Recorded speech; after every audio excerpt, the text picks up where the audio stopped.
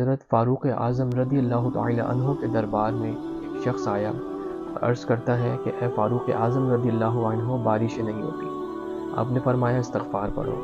اس کے بعد ایک اور شخص آپ کی خدمت میں حاضر ہوا اور عرض کرتا ہے اے فاروق اعظم رضی اللہ تعالی عنہ، اولاد نہیں ہے۔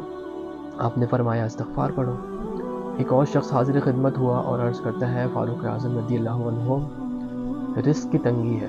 آپ نے فرمایا استغفار پڑھو۔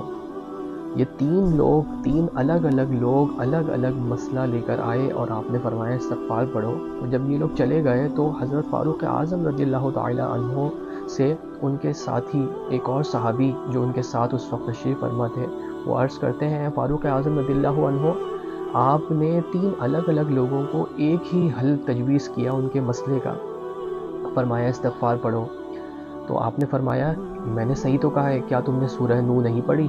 سورہ نو میں اللہ سبحانہ وتعالی کیا ارشاد فرماتے ہیں کہ وَقُلْتُ اسْتَغْفِرُوا رَبَّكُمْ إِنَّهُ كَانَ غَفَّارًا وَيُرْسِلِ السَّمَاءَ عَلَيْكُمْ مِدْرَارًا وَيُمْدِدْكُمْ بِأَمْوَالٍ وَبَنِينَ وَيَجْعَلْ لَكُمْ جَنَّاتٍ وَيَجْعَلْ لَكُمْ أَنْهَارًا۔ کیا فرمایا کہ وَقُلْتُ اسْتَغْفِرُوا، اے میری قوم اپنے رب کے حضور استغفار کرو، إِنَّهُ كَانَ غَفَّارًا، تم اپنے رب کو مغفرت کرنے والا پاؤ گے، وَيُرْسِلِ السَّمَاءَ عَلَيْكُمْ مِدْرَارًا، اور وہ تم پر آسمان سے موسلادھار بارشیں نازل فرمائے گا، وَيُمْدِدْكُمْ بِأَمْوَالٍ وَبَنِينَ، اور وہ تمہاری مدد کرے گا مال سے اور بیٹوں سے، وَيَجْعَلْ لَكُمْ جَنَّاتٍ وَيَجْعَلْ لَكُمْ أَنْهَارًا، اور تمہیں باغات بھی عطا کرے گا اور نہریں بھی عطا کرے گا۔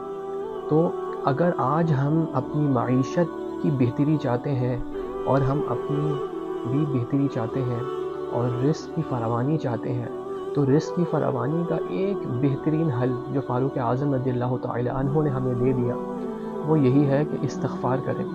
اچھا، اب استغفار کا بھی کانسیپٹ ہماری سوسائٹی میں جو ہے بڑا ڈفرینٹ ہے۔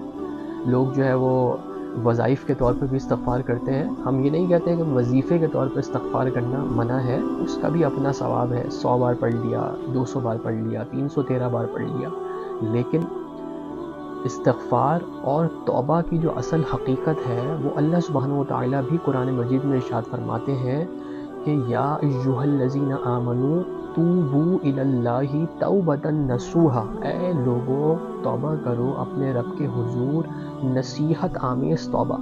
نصیحت آمیز توبہ کیا ہے؟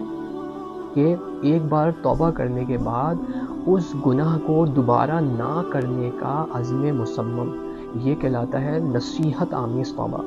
صحیح ہے؟ ایسا نہیں کہ آپ نے 100 بار استغفار پڑھ لیا، اس کے بعد استغفار کی تسبیح کمپلیٹ کرنے کے بعد واپسی اپنے انہی اعمال اور افعال میں لگ گئے، انہی سارے گناہوں کو دوبارہ کرنا شروع کر دیا۔ تو اس طرح سے اس کی اصل روح جو ہے اور وہ جو اصل اس کا جو برکت ہے اور وہ جو اس کا اصل ریوارڈ ہے وہ ہم کھو دیں گے۔ تو استغفار اللہ سبحانہ وتعالی نے بھی یہی ارشاد فرمایا کہ ایسے کرو کہ آئندہ اس کے بعد وہ گناہ نہ کرنے کا سچا پکا ارادہ ہو، تو یقیناً اللہ تعالیٰ اس استغفار کی برکت سے تمہیں مالا مال کر دے گا۔